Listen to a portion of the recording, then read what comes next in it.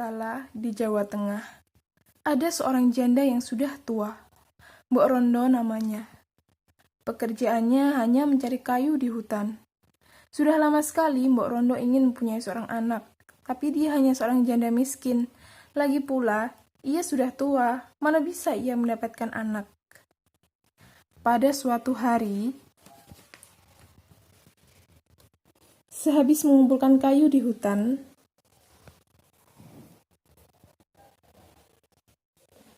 Mbok Rondo duduk beristirahat sambil mengeluh. Seandainya aku punya seorang anak, beban hidupku agak ringan, sebab ada yang membantuku bekerja. Tiba-tiba, bumi bergetar, seperti ada gempa. Di depan Mbok Rondo muncul raksasa besar. Bertubuh besar dan wajahnya menyeramkan. Mbok Rondo takut melihatnya. Hei Mbok Rondo, kamu menginginkan anak ya? Aku bisa mengabulkan keinginanmu, kata raksasa itu dengan suara keras. Benarkah? Tanya Mbok Rondo. Rasa takutnya mulai hilang. Benar, tapi ada syaratnya. Kalau anakmu sudah berumur 16 tahun, kau harus menyerahkannya kepadaku. Dia akan kujadikan santapan, jawab raksasa itu. Karena begitu ingin dia punya anak, maka Mbok Rondo tidak berpikir panjang lagi. Yang penting segera punya anak. Baiklah, aku tidak keberatan, jawab Mbok Rondo. Kemudian raksasa itu memberi biji mentimun kepada Mbok Rondo.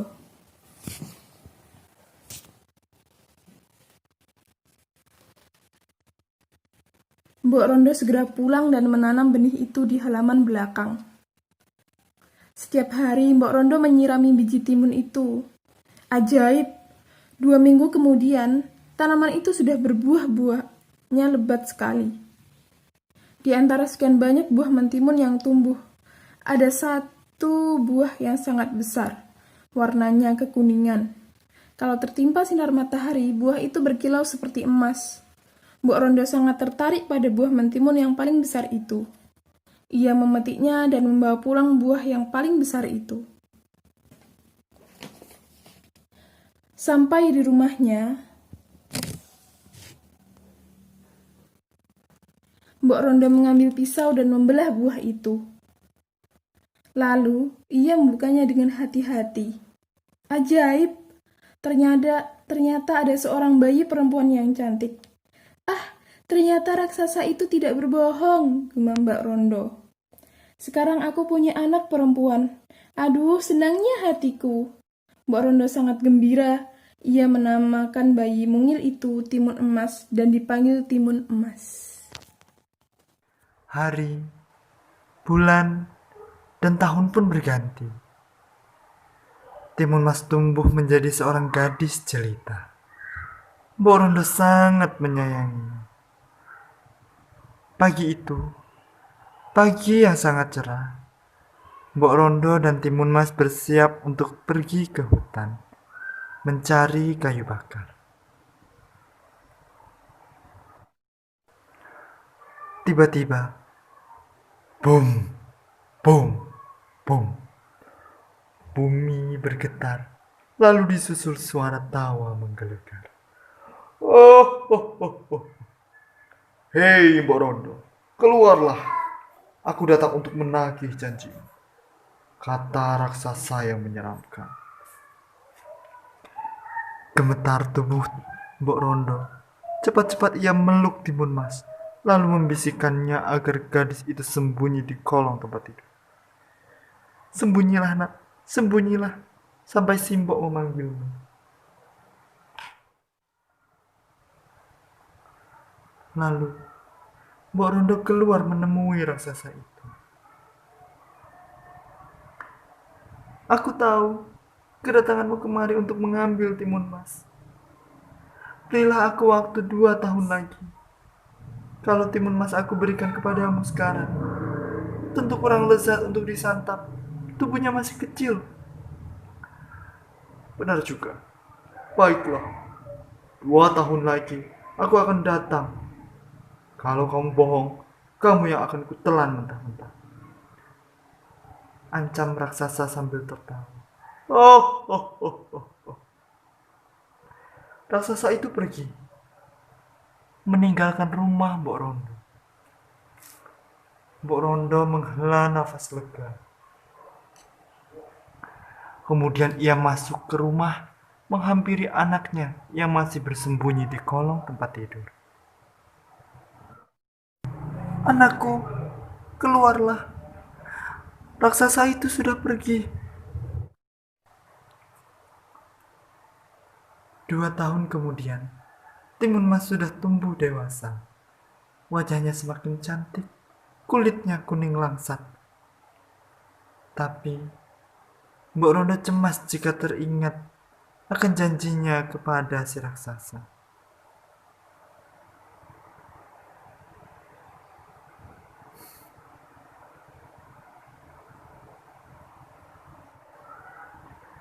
Pada suatu malam,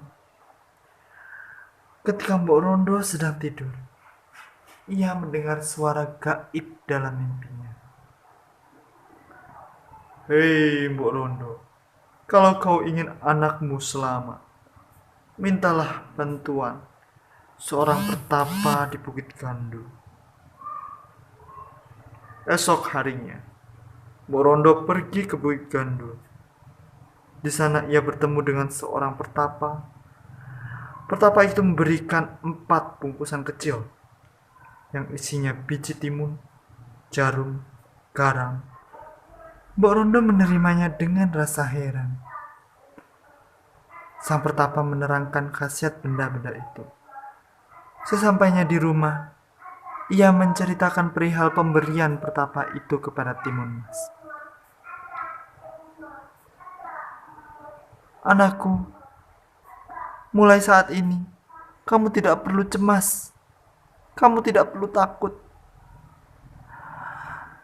Sebab, kamu sudah memiliki penangkalnya. Berdoalah selalu supaya Tuhan menyelamatkanmu, kata Mbok Rondo. Hari pun berganti hari. Hingga pada suatu ketika, Mbok Rondo sedang menjahit baju untuk Timun Mas. Tiba-tiba bumi berguncang, pertanda raksasa datang. Raksasa itu datang lagi rupanya, gumam Mbok Rondo. Benar saja, tak lama kemudian raksasa itu sudah berada di ambang pintu. Hu, mana timun emas? Ayo cepat serahkan dia padaku, aku sudah sangat lapar, kata raksasa itu dengan menggelegar. Mbok Rondo keluar dengan tubuh gemetar. Baiklah, akan kubawa dia keluar, kata Mbok Rondo. Ia segera masuk ke dalam rumah. Diambilnya bungkusan pemberian sang pertapa, kemudian diberikan kepada Timun Emas.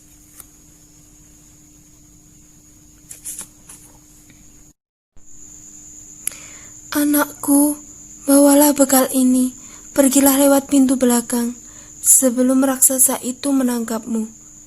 Baiklah, Mbok. Timun Mas segera berlari lewat pintu belakang. Ingat anakku, jangan sampai lupa pesan pertapa. Kau masih ingat bukan? Ingat, Mbok. Baik, sekarang cepat larilah. Tidak berapa lama kemudian, raksasa sudah memanggil Mbok Rondo. Mbok Rondo, mana timun emas? Suara raksasa itu terdengar tidak sabar. Maafkan aku, raksasa. Ada apa, ada apa? Timun emas ternyata sudah pergi. Apa kau bilang? Geram raksasa itu. Maafkan aku, kurang ajar. Mengapa kau tidak bilang sejak tadi?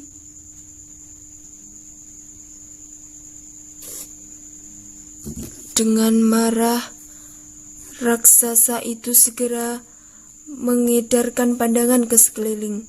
Lamat-lamat dari kejauhan, ia melihat gadis sedang berlari. Hehehehehe, mau lari kemana kau gadis kecil?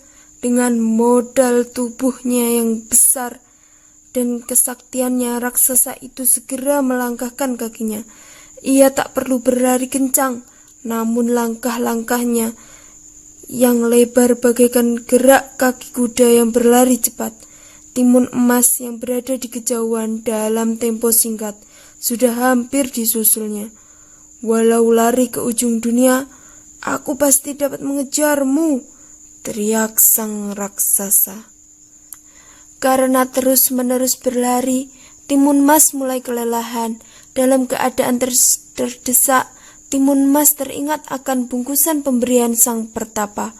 Ia mengambil segenggam biji timun dalam bungkusan.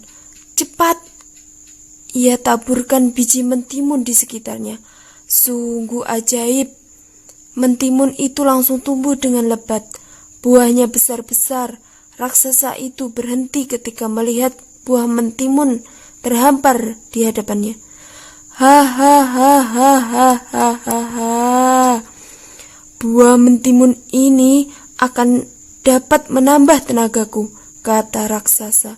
Sejenak ia menatap Timun Mas yang terus berlari kencang menjauhinya. Hehehehe. Tidak mengapa, bocah manis. Larilah sekuat tenagamu. Toh nanti akan dapat menyusulmu. Lalu ia mencabuti timun-timun itu, sekalian dengan daunnya yang masih muda. Dengan rakus ia segera melahap buah yang ada, sampai tak satu pun tersisa. Setelah kenyang, raksasa itu sejenak beristirahat. Ia begitu khawatir ketika melihat Timun Mas berlari cepat. Secepat-cepatnya gadis itu berlari, toh ia akan dengan mudah menyusulnya. Hehehehe, sekarang tenagaku bertambah kuat. Aku pasti dapat menangkap gadis kecil itu. Benar saja, setelah cukup beristirahat, ia kembali mengejar Timun Mas. Hanya dalam beberapa gerakan saja, ia sudah dapat menyusul Timun Mas. Timun Mas ketakutan, lalu ia mengambil jarum dari kayu bambu yang dipotongnya kecil-kecil. Di saat yang kritis, Timun Mas menaburkan jarum ke tanah. Sungguh ajaib, jarum-jarum itu berubah menjadi hutan bambu yang lebat. Raksasa itu berusaha menembusnya, namun tubuh dan kakinya terasa sakit karena tergores dan tertusuk bambu yang patah. Ia pantang menyerah dan berhasil melewati hutan bambu itu. Ia terus mengejar Timun Mas. "Hai Timun Mas, jangan harap kamu bisa lolos," seru si raksasa sambil membungkuk untuk menangkap Timun Mas. Dengan sigap, Timun Mas melompat ke samping dan berkelit menghindar. "Oh, hampir saja aku tertangkap." Timun Mas terengah-engah. Keringat mulai membasahi tubuhnya. Ia ingat pada bungkusan pemberian pertapa yang tinggal 2 itu. Isinya garam dan terasi. Ia segera membuka tali pengikat bungkusan garam. Garam itu ditaburkan ke arah si raksasa. Seketika butiran garam itu berubah menjadi lautan.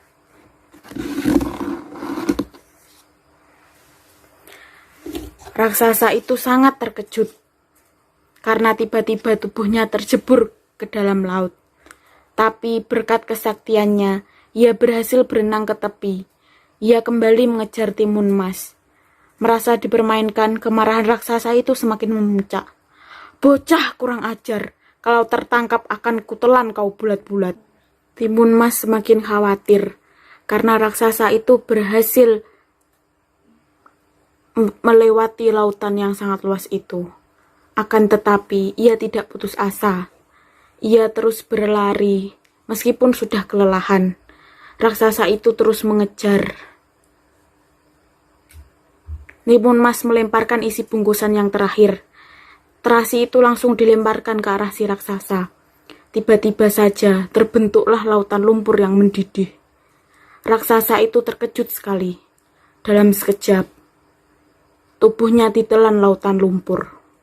Dengan segala upaya, ia berusaha menyelamatkan diri. Ia meronta-ronta, tapi usahanya sia-sia. Tubuhnya pelan-pelan tenggelam ke dasar. Timun Mas, tolong aku. Aku berjanji tidak akan memakanmu. Raksasa itu meminta belas kasihan. Tapi lumpur panas itu menelan tubuh si raksasa. Matilah si raksasa di dasar danau. Kini Timun Mas bisa bernafas lega karena selamat dari bahaya maut. Ia segera berjalan ke arah rumahnya. Di kejauhan, nampak Mbok Rondo berlari ke arah Timun Mas. Kiranya wanita itu mengkhawatirkan keselamatan anaknya. Syukurlah anakku, ternyata Tuhan masih melindungimu, kata Mbok Rondo setelah keduanya saling mendekat. Mereka berpelukan dengan rasa haru dan bahagia.